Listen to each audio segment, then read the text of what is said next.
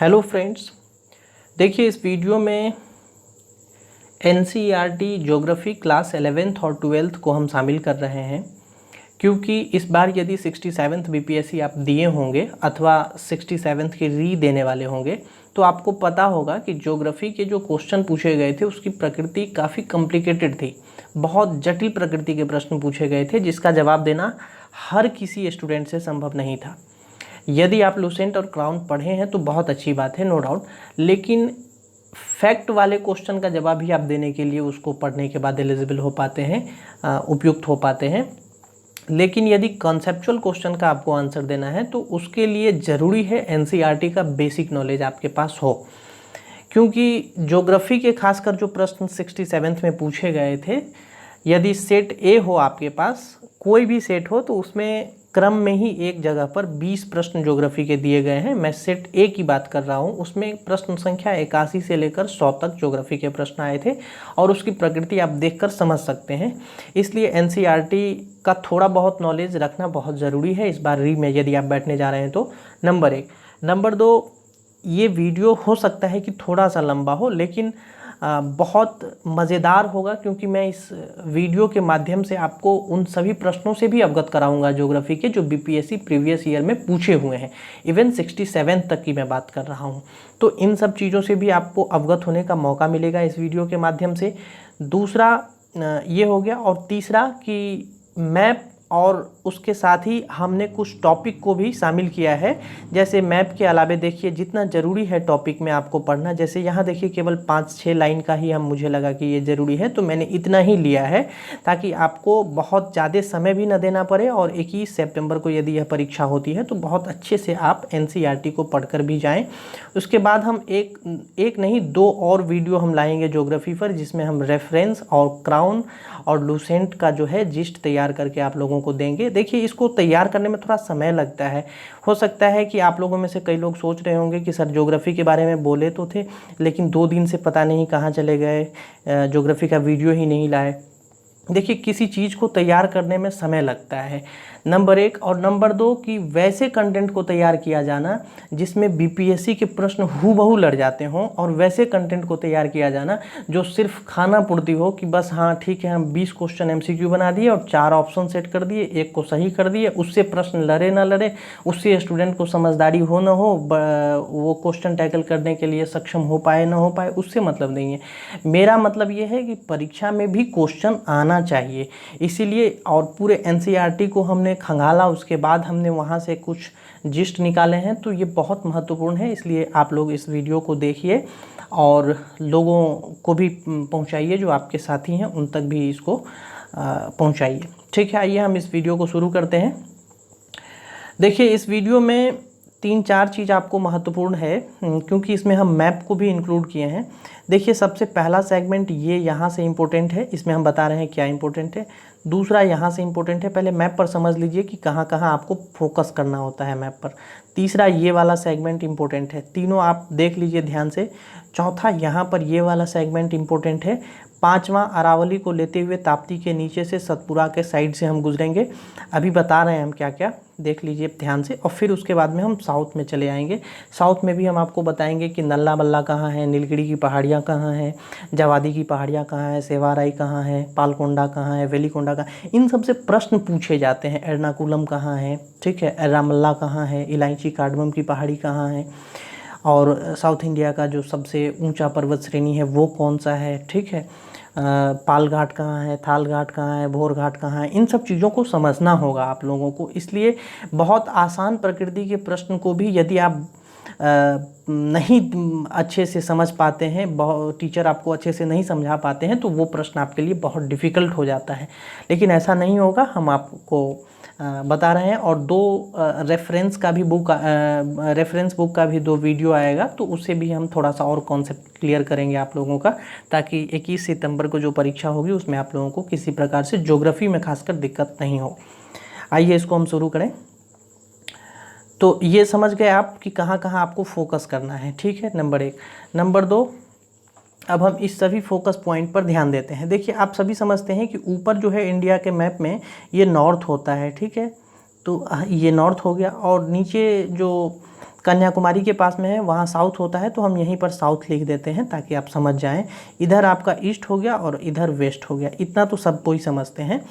देखिए यहाँ ये देखिए काराकोरम श्रेणी है, उसके नीचे लद्दाख श्रेणी है, उसके नीचे जास्कर है और उसके नीचे शिवालिक है।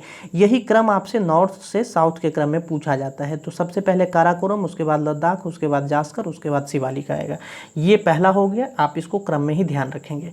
दूसरा यहाँ से पूछा जाता है जहाँ पंचनद है। पंचनद में आपको देखिए इधर ईस्ट से वेस्ट के क्रम में पूछा जाएगा या फिर वेस्ट से ईस्ट के क्रम में पूछ लिया जाएगा, इसी दोनों में से कोई। यहाँ भी ठीक इसका वाइस वर्सा किया जा सकता है, नॉर्थ टू साउथ पूछा जाएगा या फिर साउथ से लेकर के नॉर्थ के का पूछा जाएगा। तो ये क्रम आप नॉर्थ से साउथ ध्यान रखेंगे और इसको आप ईस्ट से वेस्ट की तरफ ध्यान रखेंगे, ठीक है। तो देखिए सबसे पहले सतलज आता है इधर, ठीक है, उसके बाद में व्यास आएगा, उसके बाद में रावी आता है।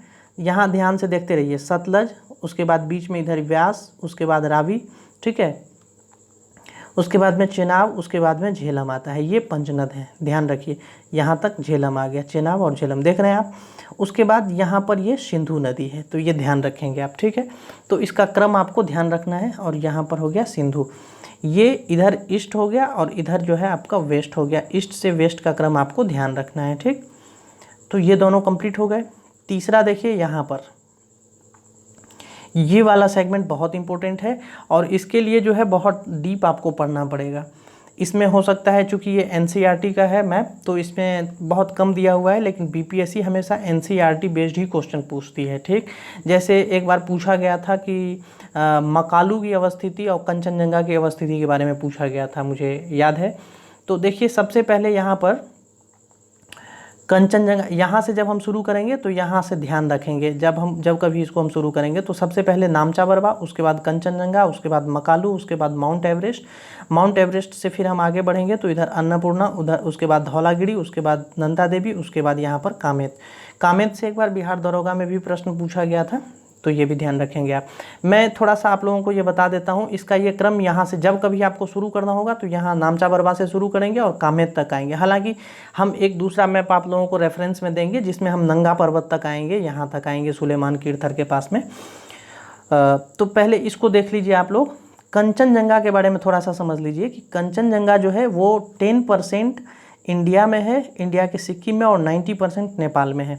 उसके बाद जब शुरू होता है तो मकालू आता है, मकालू के बाद में फिर एवरेस्ट आता है तीसरे नंबर पर, यहाँ यानी यहाँ से शुरू करेंगे तो चौथे नंबर पर।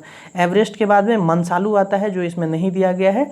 मनसालू के बाद में जो है धौलागिरी, उसके बाद अन्नपूर्णा, उसके बाद नंदा देवी, उसके बाद बंदरपूंछ। इस तरह से इसका क्रम है, लेकिन इसमें नहीं दिया गया है तो वो हम नहीं दिखा पा रहे हैं आप लोगों को। और सबसे लास्ट में नंगा पर्वत होता है। उसके बाद देखिए यहाँ हमने बताया आपको, ये दो कंप्लीट हो गए सेगमेंट। तीसरा है गारो खासी और जयंतिया से पूछा जाता है। 65th बीपीएससी या 64th बीपीएससी में आया है भुवन पहाड़ी से क्वेश्चन, संभवतः 64th में आया है, मैं ठीक याद कर पा रहा हूँ। तो पूछा गया है कि इनमें से कौन जो है गारो मेघालय पठार का भाग नहीं है, और उस समय यहीं पर है भुवन पहाड़ी। ध्यान देंगे आप लोग, यहाँ जो हमने डबल साइन लगाए हैं इसमें नहीं दिया गया है। गारो खासी जयंतिया का क्रम आपको ध्यान रखना है। यदि आपसे पश्चिम से पूरब की तरफ बोला जाए तो सबसे पहले गारो पड़ेगा, उसके बाद खासी, उसके बाद जयंतिया। और यदि पूरब से पश्चिम की तरफ आना हो तो जयंतिया, उसके बाद खासी, उसके बाद गारो पड़ेगा। इसका क्रम आप ध्यान रखेंगे, ठीक है। आगे ये कंप्लीट हो गया। तीसरा अगला देखिए, हमने बताया आपको कि हम अरावली से लेंगे, यहाँ से लेंगे। तो देखिए इसमें क्या क्या आपको समझना है। ये है अरावली, राजस्थान में है। उसके बाद यहाँ पर विंध्य है, ये नर्मदा है, ये सतपुरा है, ये ताप्ती है। यहाँ आपको परीक्षा के दृष्टिकोण से क्या इंपॉर्टेंट है उसको समझिए। देखिए ये नदी जो आप देख रहे हैं ये है नर्मदा, और ये जो आप देख रहे हैं ये है ताप्ती। इस दोनों नदी के बीच में एक रेंज है, सतपुरा रेंज, सतपुरा श्रेणी है, ये ध्यान रखना है। आपसे कई बार ऐसे प्रश्न पूछे गए हैं कि सतपुरा के ठीक ऊपर कौन सी नदी है, यानी कि ठीक उत्तर में कौन सी नदी है। तो सतपुरा के ठीक ऊपर जो है नर्मदा है और ठीक नीचे ताप्ती है, ये ध्यान रखना है। और नर्मदा के ठीक ऊपर कौन सा रेंज है, तो विंध्य श्रेणी है, तो ये भी ध्यान रखेंगे आप। यहीं पर जो है बुंदेलखंड मालवा का पठार है, कैमूर का पठार है, ये यहाँ पर मैकाल श्रेणी है, ये महादेव की पहाड़ियाँ हैं। ये सब आपके परीक्षा के दृष्टिकोण से महत्वपूर्ण नहीं है, ठीक है। आगे साउथ इंडिया में देखिए, साउथ इंडिया में क्या क्या इंपॉर्टेंट है आपके लिए। हालांकि इस पर एनसीईआरटी वाले में बहुत अंदर डिटेल नहीं गया है, लेकिन बीपीएससी इसमें डिटेल पूछती है तो हम थोड़ा सा आपको बता देते हैं। यहाँ पर देखिए कन्याकुमारी है यहाँ नीचे में, ठीक है। और ये आपका श्रीलंका हो गया। श्रीलंका के और कन्याकुमारी के बीच में यहाँ पर आप देखेंगे, गौर से देखिए, ये है आपका मन्नार की खाड़ी, ठीक है। और इस साइड में है पाक की खाड़ी, ये ध्यान रखना है, ठीक है। पा आधा लौ और कौ संयुक्त है, ये ध्यान रखेंगे। पाक की खाड़ी नहीं है, पाल की खाड़ी है, ठीक है। तो आगे देखिए इसमें साउथ इंडिया का यानी कि दक्षिण भारत का जो सबसे ऊंचा पर्वत चोटी है वो कौन सा है, वो है अनाईमुडी, ठीक है। इसकी जो ऊंचाई है वो है 2695 मीटर है, ये ध्यान रखेंगे, ठीक है। और नीलगिरी पहाड़ी की सबसे ऊंची चोटी जो है वो है दोदा बेटा, लेकिन दक्षिण भारत की जो सबसे ऊंची चोटी है वो है अनाईमुडी, तो ये ध्यान रखना है आपको।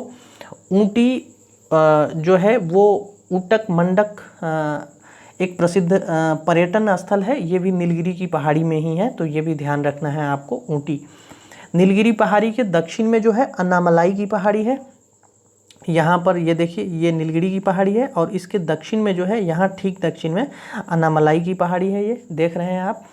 उसके बाद जो है अन्नामलाई पहाड़ी की सबसे ऊंची चोटी जो है वही है अनाईमुडी, जो अभी हम बताए हैं आपको 2695 मीटर इसकी ऊंचाई है, ठीक। अनाईमुडी संपूर्ण भारत की सबसे ऊंची चोटी है। ऐसा क्यों मैं कह रहा हूँ, मतलब दक्षिण भारत की, संपूर्ण भारत नहीं, दक्षिण भारत की सबसे ऊंची चोटी है, ऐसा मैं क्यों कह रहा हूँ, क्योंकि जब आप उत्तर भारत में जाएंगे तो उत्तर भारत में देखिए भारत का जो सबसे ऊंचा चोटी है वो है गाडविन ऑस्टिन केटू, यहाँ पर देखिए ये, ठीक है, जम्मू एंड कश्मीर में ये है। लेकिन यदि आपसे पूछा जाए कि विश्व का सबसे ऊंचा पर्वत चोटी कौन सा है, तो वो है यहाँ पर देखिए माउंट एवरेस्ट है, ठीक है। तो इस तरह से आप लोग ध्यान रखेंगे इसको। आइए अब हम सेकंड मैप में भी हमने उसी को लिया था, लेकिन थोड़ा सा इसको हमने बड़ा करके लिया था। देखिए इसमें काराकोरम है, यहाँ पर आपको एकदम स्पष्ट रूप से दिख रहा है, ये गाडविन ऑस्टिन केटू है ये। उसके बाद देखिए लद्दाख है, जास्कर है, उसके बाद में यहाँ पर देखिए पीर पंजाल है, तो इस तरह से आप लोग ध्यान रखेंगे। ये बारालाचा है, उसके बाद में ये देखिए यहाँ पर जो जिला है, ये देखिए यहाँ पर नंगा पर्वत दिया हुआ है, मैंने कहा था आपको ऊपर कि नंगा पर्वत तक आते हैं, तो ये क्रम आप ध्यान रखेंगे, ठीक है। उसके बाद देखिए यहाँ पर कुछ हमने लिया है, नामचा बरवा से हमने बता ही दिया है कि ये अरुणाचल प्रदेश के ठीक ऊपर में है, लेकिन अरुणाचल प्रदेश में नहीं है इसका भाग, तो ये ध्यान रखेंगे। आइए देखिए हम आ गए यहाँ पर। देखिए भारत का जो नक्शा आप देख रहे हैं, अरुणाचल प्रदेश का ये वाला नक्शा है, और ठीक इसके ऊपर में यहाँ पर आप देख रहे हैं कि ये है नामचा बरुआ। देखिए एवरेस्ट के बारे में हमने बताया आपको, मकालू के बारे में बताया, और यही कंचनजंगा के बारे में हम बता रहे थे। देखेंगे आप जब देखेंगे यहाँ पर तो गौर से देखिए, सिक्किम में जो है थोड़ा सा ये टच कर रहा है, मतलब 10% भाग जो है ये भारत के सिक्किम में है, बाकी 90% जो है कंचनजंगा का वो नेपाल में है। तो कई बार आपसे पूछा जाता है कि भारत का सबसे ऊंचा पर्वत श्रेणी कौन सा है, तो ये कंचनजंगा हो जाएगा, ठीक है। आगे देखिए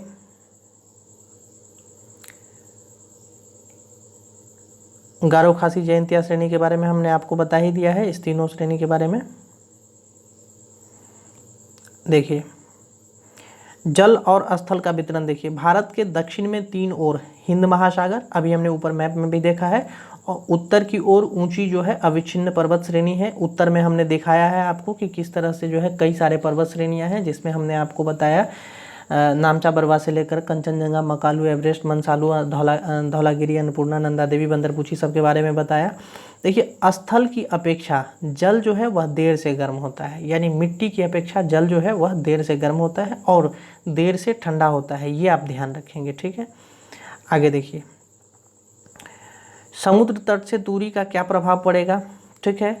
समुद्र तल से ऊंचाई पर क्या प्रभाव पड़ेगा, ऊंचाई के साथ तापमान पर तापमान घट जाता है। उसके बाद उच्चावच का क्या प्रभाव पड़ेगा, और जो है वायुदाब एवं पवन से जुड़े कुछ कारक हैं उसको आप देख लीजिएगा, ठीक है। देखिए यहाँ पर हमने 1, 2, 3 तीनों पॉइंट बताए हैं। वायुदाब एवं पवनों का धरातल पर वितरण, भूमंडलीय मौसम को नियंत्रित करने वाले कारकों एवं विभिन्न वायु सहतियों एवं जेट प्रवाह के अंतर्वाह द्वारा उत्पन्न ऊपरी वायु संरचना और शीतकाल में जो है पश्चिम विक्षोभ जो है जेट स्ट्रीम तथा दक्षिण पश्चिम मानसून काल में उष्णकटिबंधीय अवदाबों के भारत में अंतर्वहन के कारण उत्पन्न वर्षा की अनुकूल दशाएं। ये सभी वायुदाब एवं पवन से जुड़े कारक हैं, इसको ध्यान रखना है आपको। आगे देखिए, पश्चिम चक्रवातीय विक्षोभ एवं उष्णकटिबंधीय चक्रवात। पश्चिम विक्षोभ जो भारतीय उपमहाद्वीप में जाड़े के मौसम में पश्चिम तथा उत्तर पश्चिम में प्रवेश करते हैं, भूमध्य सागर पर उत्पन्न होते हैं और भारत में इनका जो प्रवेश है वो पश्चिम जेट प्रवाह द्वारा होता है। शीतकाल में जो है रात्रि के तापमान में वृद्धि इन विक्षोभ के आने का संकेत होता है। तो इसमें 2-3 बातें हैं जो आपको ध्यान रखने हैं, ठीक है। तो जो उत्तर पश्चिम में, यानी उत्तर पश्चिम का मतलब हो गया उस समय जो आपका सिंधु सभ्यता वाला क्षेत्र था, यानी जम्मू कश्मीर हो गया, पंजाब हो गया, हरियाणा के कुछ भाग हो गए, दिल्ली हो गए और पश्चिमी उत्तर प्रदेश का कुछ भाग हो गया, उत्तराखंड का कुछ भाग हो गया। यहाँ पर जो जाड़े के महीने में वर्षा होता है वो किसके कारण होता है? पश्चिम विक्षोभ के कारण होता है। और ये आता कहाँ से है? तो ये भूमध्य सागर से चलता है और यहाँ भारत में प्रवेश करता है। तो ये ध्यान रखेंगे आप, ठीक। अब देखेंगे हम लोग ITCZ उष्णकटिबंधीय अभिसरण क्षेत्र के बारे में, ठीक है। उष्णकटिबंधीय अभिसरण क्षेत्र में 2-3 बातें आप लोगों को ध्यान रखना है। देखिए, जुलाई के मध्य में हमारे यहाँ गर्मी बहुत ज़्यादा हो जाती है। तो इस समय में क्या होता है कि जब गर्मी बहुत ज़्यादा हो जाएगी तो हवा क्या होगा? गर्म होगा, और गर्म होकर के कोई भी चीज़ जो है वो हल्का हो जाता है। तो हल्का होने के साथ क्या होगा? हवा का दबाव धरती पर कम हो जाएगा, यानी निम्न वायुदाब की स्थिति उत्पन्न होगी, ठीक है। तो जुलाई के मध्य तक धरातल के निकट निम्न वायुदाब पेटी, जिसे अंतः उष्णकटिबंधीय अभिसरण क्षेत्र यानी ITCZ कहा जाता है। तो ये ध्यान रखेंगे आप लोग, ठीक है। यानी निम्न वायुदाब जो बनता है गर्मी के समय में, उसी को हम लोग ITCZ यानी अंतः उष्णकटिबंधीय अभिसरण क्षेत्र कहते हैं। देखिए, यहाँ पर इसके बारे में बताया गया है। अंतः उष्णकटिबंधीय अभिसरण क्षेत्र एक निम्न वायुदाब वाला क्षेत्र है। इस क्षेत्र में व्यापारिक पवनें मिलती हैं, ठीक है। अतः इस क्षेत्र में वायु ऊपर उठने लगती है। हमने बताया कि हल्का जैसे ही होगा हवा तो क्या होगा? वो ऊपर की तरफ जाएगा और ठंडी हवा जो है वो नीचे की तरफ आने लगेगा। क्योंकि वो भारी हवा रहेगा तो वो नीचे की तरफ आएगा। जुलाई के महीने में ITCZ 20 से 25 डिग्री उत्तरी अक्षांश के आसपास जो है और गंगा के मैदान में स्थित हो जाता है, ठीक है। इसे कभी कभी मानसूनी गर्त भी कहा जाता है। यह मानसूनी गर्त उत्तर और उत्तर पश्चिम भारत पर तापीय निम्न वायुदाब के विकास को प्रोत्साहित करता है। ITCZ के उत्तर की ओर खिसकने का कारण दक्षिणी गोलार्ध की व्यापारिक पवन यानी 40 और 60 डिग्री पूर्वी देशांतर के बीच में विषुवत को पार कर जाती है। कॉरियोलिस बल के प्रभाव से विषुवत वृत्त को पार करने वाली इन व्यापारिक पवनों की दिशा जो है दक्षिण पश्चिम मानसून और उत्तर पूर्व की ओर हो जाती है। दक्षिण पश्चिम मानसून, ठीक है, यही दक्षिण पश्चिम मानसून कहलाता है। ITCZ का जो इधर उत्तर पूर्व की ओर जो ये खिसक जाता है, दक्षिण पश्चिम और उत्तर पूर्व की ओर, यही इसका दक्षिण पश्चिम मानसून कहलाता है। शीत ऋतु में ITCZ दक्षिण की ओर खिसक जाता है। इसी कारण जो है इसी के अनुसार पवन की दिशा दक्षिण पश्चिम से बदलकर जो है उत्तर पूर्व हो जाती है। यही उत्तर पूर्व मानसून कहलाता है। तो उत्तर पूर्व मानसून के कारण जाड़े के समय में जो है वर्षा कहाँ पर होती है? ये वर्षा आपको तमिलनाडु के तटवर्ती क्षेत्रों में होती है। और दक्षिण पश्चिम मानसून के कारण हमारे बिहार, यूपी, उसके बाद ओडिशा, बंगाल, इन सब क्षेत्रों में जो वर्षा होती है वो इसके कारण होती है। तो ये ध्यान रखेंगे आप लोग। एल नीनो और ला नीनो के बारे में थोड़ा सा समझ लीजिए, ठीक है। देखिए, एल नीनो एक जटिल मौसम तंत्र है जो हर 5 या 10 साल बाद प्रकट होता है। यानी ये हर साल नहीं आता है, हर 6 महीने 2 महीने पर नहीं आता है। इसके कारण संसार के विभिन्न भागों में सूखा, बाढ़ और मौसम की चरम अवस्थाएं आती हैं। यानी ये जो है मौसम को प्रभावित करने वाले कारक हैं एल नीनो। पूर्वी प्रशांत महासागर में यह पेरू के तट के निकट, यानी प्रशांत महासागर में जब देखेंगे तो पेरू के तट के निकट, ठीक है, उष्ण समुद्री धारा के रूप में प्रकट होता है, यानी गर्म धारा के रूप में प्रकट होता है। इससे भारत सहित, यह भी ध्यान रखेंगे कि एल नीनो जो है भारत को भी प्रभावित करता है। अनेक स्थानों का मौसम इससे प्रभावित होता है। एल नीनो भूमध्य रेखीय उष्ण समुद्री धारा का विस्तार मात्र है। एल नीनो क्या है? ये जो है गर्म जो भूमध्य रेखीय यानी उष्ण समुद्री धारा है उसका विस्तार है, जो अस्थायी रूप से ठंडी पेरुवियन तथा हम्बोल्ट धारा। देखिए जलधारा के बारे में भी आप लोगों को पढ़ना होगा, वो हम बताएंगे कि कौन कौन सी ठंडी जलधारा है, लेब्राडोर, बेंगवेला, कनारी, ये सब क्या है, इसके बारे में आप लोगों को समझना होगा। आयोसिवो, क्यूरोसिवो क्या है, इस सब के बारे में बताएंगे हम, ठीक है। तो ये जो है इस पर पेरुवियन और हम्बोल्ट धारा पर प्रतिस्थापित हो जाती है। यह धारा पेरू तट के पास जो है तापमान 10 डिग्री सेल्सियस तक बढ़ा देती है। इसके निम्नलिखित परिणाम होते हैं। क्या क्या परिणाम होते हैं उस परिणाम को थोड़ा सा देख लीजिए। भूमध्य रेखीय वायुमंडलीय परिसंचरण की प्रकृति। दूसरा है समुद्री जल के वाष्पन में अनियमितता और प्लवक की मात्रा में कमी आ जाती है, जिससे समुद्र में मछलियों की संख्या जो है घटने लगती है। एल नीनो का शाब्दिक अर्थ क्या होता है? बालक ईशा होता है इसका शाब्दिक अर्थ, क्योंकि यह धारा दिसंबर के महीने में क्रिसमस के आसपास जो है नज़र आती है। पेरू दक्षिणी गोलार्ध में दिसंबर गर्मी का महीना होता है।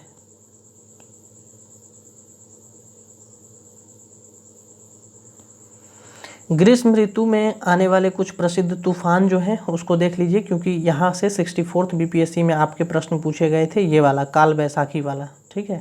तो ये ध्यान रखिएगा, इसको देख लीजिए एक बार। इसमें 3-4 पॉइंट है। जैसे आम्र वर्षा जो है यह केरल में और कर्नाटक में होता है, ठीक है। उसके बाद फूल वाली जो बौछार होती है वो भी केरल में होता है, कहवा उत्पादक क्षेत्र में होता है। उसके बाद काल वैसाखी जो है ये जो है असम और पश्चिम बंगाल में होता है। शाम में चलने वाली भयंकर विनाशकारी वर्षायुक्त ये तूफान होता है, पवन होता है। तो ये ध्यान रखेंगे, चाय, पटसन व चावल के लिए ये पवन अच्छा होता है। कौन? काल बैसाखी। और उसके बाद में लू के बारे में सभी लोग जानते ही हैं। पंजाब और बिहार तक, मतलब पंजाब से चलकर बिहार तक जो है यह आता है, और यह भी शुष्क, गर्म और पीड़ादायक पवन यानी हवा होता है। दिल्ली और पटना के बीच इसकी तीव्रता जो है काफ़ी अधिक होती है लू की, इसीलिए दिल्ली में और पटना में काफ़ी गर्मी होती है। देखिए भारत के जलवायु प्रदेश से प्रश्न पूछे गए हैं 64th, 65th और 60-62 तीनों बैच में पूछे गए हैं। इसमें पूछा गया था क्या नाम है इसका? कोपेन, एक मिनट, हाँ कोपेन ही नाम है। कोपेन के अनुसार पूछा गया था, मुझे यदि मैं ठीक याद कर पा रहा हूँ तो CWG या क्या है, एक सेकंड में देख लूँ। CWG, हाँ CWG से प्रश्न पूछा गया था। ये क्या होता है थोड़ा सा इसको मैं अभी बता देता हूँ। देखिए भारत के जो जलवायु प्रदेश हैं उसको कोपेन ने कुल 5 भागों में बांटा है, ठीक है। देखिए तापमान और वर्षा जलवायु के 2 महत्वपूर्ण कारक होते हैं, तत्व हैं। कोपेन की पद्धति पर आधारित भारत की जलवायु के प्रमुख प्रकार जो हैं उसका इस प्रकार उसने बताया है। कौन कौन से हैं? 5 प्रकार इसने बताया है भारत की जलवायु के। पहला है उष्णकटिबंधीय जलवायु, ठीक है, जहाँ सारा साल जो है औसत मासिक तापमान 18 डिग्री सेल्सियस से अधिक रहता है। फिर उसके बाद में है शुष्क जलवायु। शुष्क जलवायु में क्या होता है कि तापमान की तुलना में वर्षण बहुत कम होता है, मतलब तापमान अधिक रहेगा, वर्षा कम होगी, मतलब शुष्कता की स्थिति बनी रहती है। अर्धशुष्क, मरुस्थल इत्यादि जो है इस सब क्षेत्र में बन जाते हैं जहाँ शुष्क जलवायु पाई जाती है। गर्म जलवायु जो है ठंडे महीने का यहाँ पर जो है औसत तापमान लगभग 18 डिग्री सेल्सियस से -3 डिग्री सेल्सियस के बीच में होता है। हिम जलवायु और बर्फीली जलवायु, यही 5 जलवायु के प्रकार इन्होंने बताए हैं। केवल भारत के लिए मैं बात कर रहा हूँ। कोपेन ने जलवायु प्रकार को व्यक्त करने के लिए वर्ण संकेत का प्रयोग किया है। जैसे अभी मैं बताया कि 64th बीपीएससी में प्रश्न आया है कि जो बिहार की जलवायु है उसको कोपेन ने किससे जो है डिफाइन किया था, तो वो CWG से किया था। दक्षिण बिहार के बारे में पूछा गया था क्वेश्चन। तो ये चीज़ आप यहाँ पर समझने का प्रयास करें।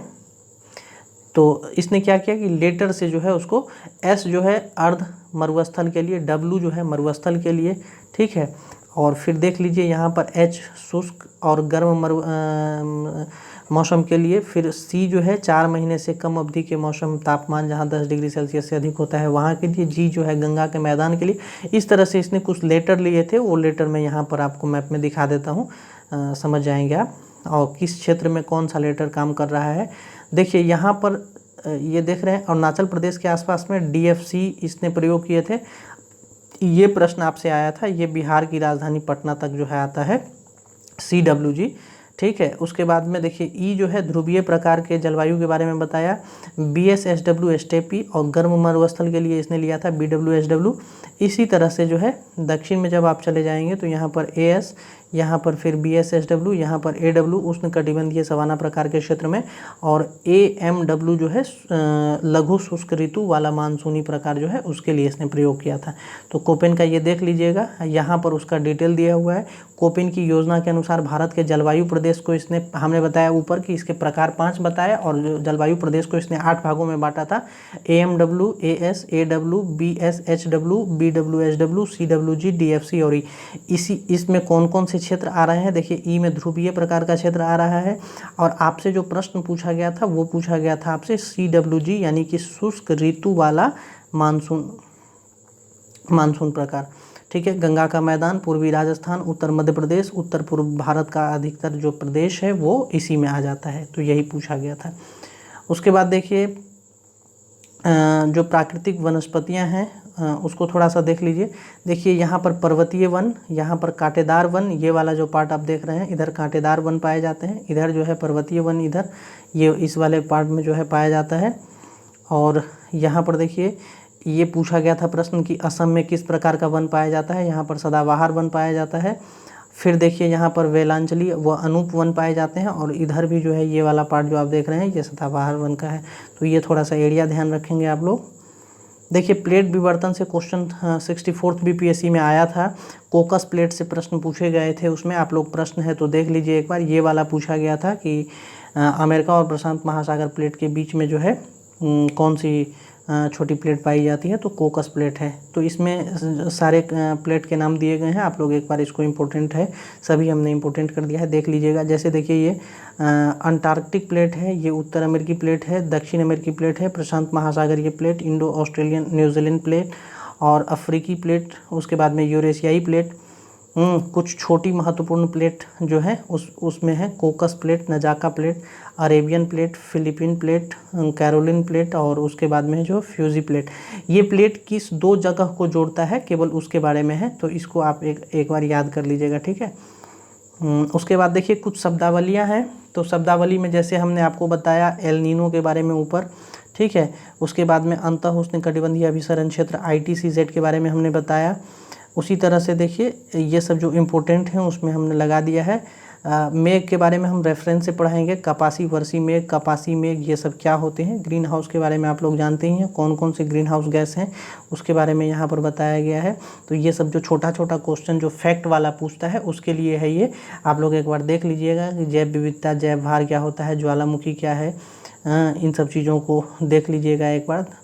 दुर्बलता मंडल क्या होता है, ध्रुवीय ज्योति क्या होता है, पक्षावस्तरी मेघ, पारिस्थितिकी तंत्र, पारितंत्र में क्या अंतर है, क्या है ये दोनों, इसको किस किस ने जो है दिया था। प्लेट विवर्तन के बारे में पढ़ लीजिएगा थोड़ा सा, जो इसमें लगा हुआ है, बिग बैंग के बारे में, बैथोलिथ क्या होता है, ज्वार भाटा के बारे में थोड़ा सा, ये सब चीज़ें हैं। तो इस एक बार रुद्धोष्म क्या होता है, रुद्धोष्म ताप, एडियाबेटिक टेम्परेचर क्या होता है, इन सब चीज़ों के बारे में, ला नीना के बारे में, लघु ज्वार भाटा, वर्षण, इस तरह से ये जो टॉपिक आप देख रहे हैं इसमें केवल देखिए होता क्या है कि NCERT के जो छोटे छोटे फैक्ट होते हैं उसको डायरेक्ट उठा करके डाला जाता है, इसलिए बहुत ज़्यादा आप लुसेंट क्राउन से फैक्ट याद करने से अच्छा है कि NCERT के फैक्ट को एक बार देख लें, तो ये ज़्यादा अच्छा रहेगा आपके लिए।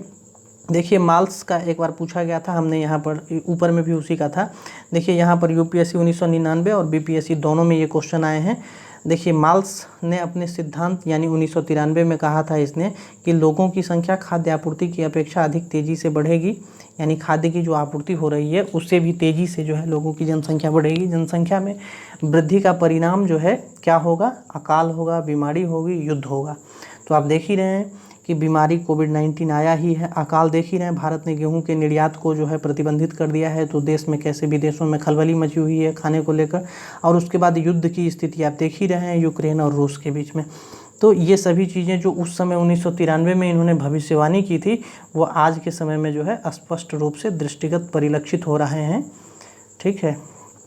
देखिए मानव विकास के उपागम के बारे में भी माल्स का पूछा गया था, प्रोफेसर अमर्त्य सेन का पूछा गया था, ये क्वेश्चन आया है, देखिए यहाँ पर पूछा गया था कि सक्षमता उपागम का संबंध, देखिए यहाँ लिखा हुआ है बीपीएससी पीटी 2018 में पूछा गया था, यानी 64वीं बीपीएससी में, कि इसका किससे संबंध है, तो प्रोफेसर अमर्त्य सेन से संबंध है। तो जो उपागम है, 4 उपागम है, चारों उपागम हमने यहाँ पर आपको बता दिए हैं।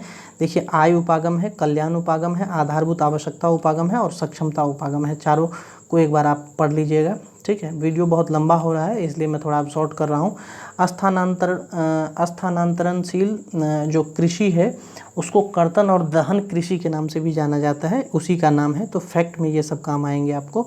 उष्णकटिबंधीय क्षेत्रों में इसे अलग अलग नाम से भी जाना जाता है, जैसे झूमिंग, मैक्सिको में इसको मिल्पा कहा जाता है। हमारे उत्तर पूर्वी राज्य में, जैसे भारत के जो पूर्वोत्तर राज्य हैं वहाँ पर इसको झूमिंग कृषि कहा जाता है। मैक्सिको में जो है मिल्पा, और मलेशिया इंडोनेशिया में इसको लादांग के नाम से जाना जाता है। किसको? झूम को। ध्यान रखना है आप लोगों को, ठीक है। उसके बाद देखिए जो कुछ प्रादेशिक व्यापार समूह है वहाँ से भी प्रश्न पूछे जाते हैं। जैसे इस बार देखा आपने कैसे जो है पूछा गया था उसके बारे में, नाटो का मुख्यालय कहाँ है पूछा गया था। तो इस तरह से आप लोग देखिए आसियान के सम्मेलन हाल ही में हुए हैं, ठीक है। 38वां और 39वां आसियान शिखर सम्मेलन जो है ब्रुनेई में हुआ था, ठीक है। हसनल बोलकिया उसकी अध्यक्षता किए थे और भारत के प्रधानमंत्री जो है उसमें वर्चुअल रूप से सहभागी हुए थे। तो इन सब चीज़ों को आप लोग भी देख लीजिएगा। इसका जो है मुख्यालय वो जकार्ता इंडोनेशिया में ही है। और इसमें जो सदस्य राष्ट्र हैं वो देखिए, इसमें एनसीईआरटी का ये पहले का है, अब इसमें कुल 10 राष्ट्र हो गए हैं। तो ये आप लोगों को ध्यान रखना होगा और बाकी चीज़ें जो है इसके बारे में एक बार देख लीजिएगा, ठीक है। उसके बाद देखिए इस तरह से ये सब है, तो ये इम्पोर्टेंट है। और देखिए इसका रेंज क्या है, रोपण कृषि क्या है, व्यापार संतुलन क्या होता है, शुष्क कृषि क्या है, विदेश विनियमन क्या होता है, स्थानबद्ध कृषि क्या होता है, इस सब को देख लीजिएगा। और ये लास्ट हो गया। तो हमने जैसा कि बताया था आप लोगों को कि क्लास 11th और क्लास 12th दोनों का हमने इसमें शामिल किया था। तो पीडीएफ में लगभग हमने पूरा दिखाने का प्रयास किया और समझाने का भी। इसका पीडीएफ भी हम टेलीग्राम पर डाल देते हैं। आप अपनी ज़रूरत के हिसाब से इसको 21 सितंबर को यदि परीक्षा होती है तो आप लोग अपने हिसाब से इसको पढ़ लीजिए, ताकि एनसीईआरटी का एक बेसिक कॉन्सेप्ट आपके पास रहेगा तो परीक्षा में